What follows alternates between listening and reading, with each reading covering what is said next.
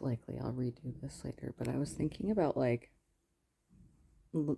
how hard it is to let go of control, especially with relationships and stuff. And like, it's easy to get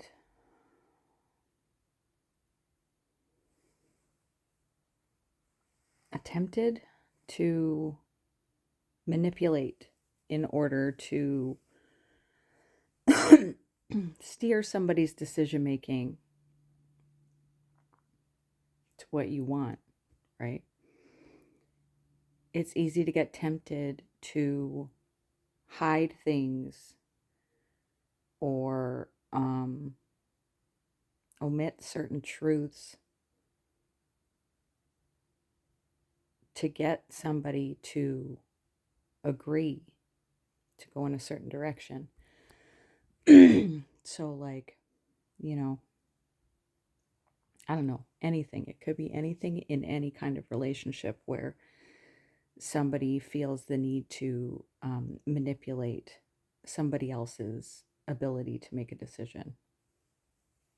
I was thinking about how letting go of that control is such a huge part of self-love, because when you let go of the control of other people and what other people decide in a situation, you're allowing them to make their own choices, but you're also helping yourself, because often, especially if we're people pleasers and we tend to use manipulation like that in order to keep ourselves safe, um, in order to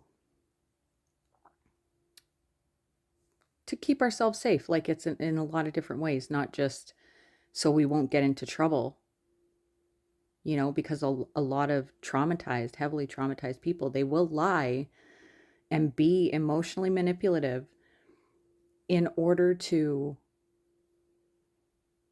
not be seen as having done something that they know is wrong. And that stems from early childhood, because likely they did something that was not intentional and got the shit beaten out of them for it, or got yelled at and grounded and in shit tons of trouble, or whatever the case is.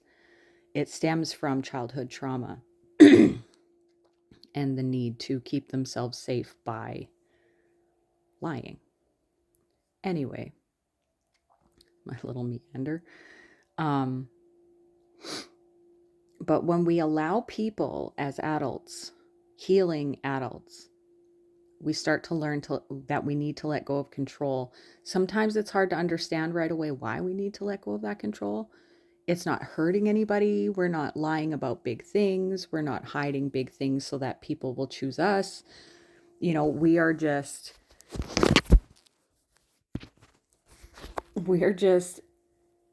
omitting things that are unsightly, right? Like if there's a cracked or peeled spot on an end table and you put a lamp over it, you know what I mean? Like that kind of thing, so that nobody sees the spot on the table and it looks like a perfect table, but really it isn't. And then somebody buys that table and they're like, oh, there's a big crack in it or a big peel in it. And you're like, yeah, it was always there. Like the ad for what you're buying says as is. You know what I mean? Like, and that's because they thought that nobody would buy it with the peeling part, right? Meanwhile, there's probably like 60 people looking for $10 off of what you're selling so that they can refinish it. But we want what we want, right? We want what we already have so that we can feel safe and things can remain the same. We can be comfortable. Anyway. But once we start to let go of that control, it's good for us, because now we see who in our lives will choose what. So if we let people make their own choices, we get to see what they choose. And if it doesn't align with what we wanted them to choose, what we may have engaged in manipulative behavior in order to get them to choose, if they don't choose that, then they don't align with us. And the more that we heal through letting go of control, we realize that it was almost like building a dam in a series of, like, you know, a fork of streams, say there's like 4 or 5 streams coming out of one river. And what's going to go through these streams is supposed to go through those streams. But it's like we get to this fork and we start trying to close off certain streams so that we can let more flow through other streams. And you know what I mean? Like, if we just let it go, it'll flow as it's supposed to. But the blockage in each stream is us trying to control what goes through that stream. So once we remove our need to control what other people choose, how other people live, what other people believe, and just walk away from it and choose to continue allowing what's supposed to flow through these streams to flow through them, then our lives can start to unfold the way that they're supposed to without any blockages. Now, that's not to say that people aren't trying to hold on to our energy once we leave them. It's not to say that people aren't trying to hold on to us just in their lives, doing sometimes really, really crappy things. Like, if you go no contact with your family and they start to cut you out of inheritances, or like,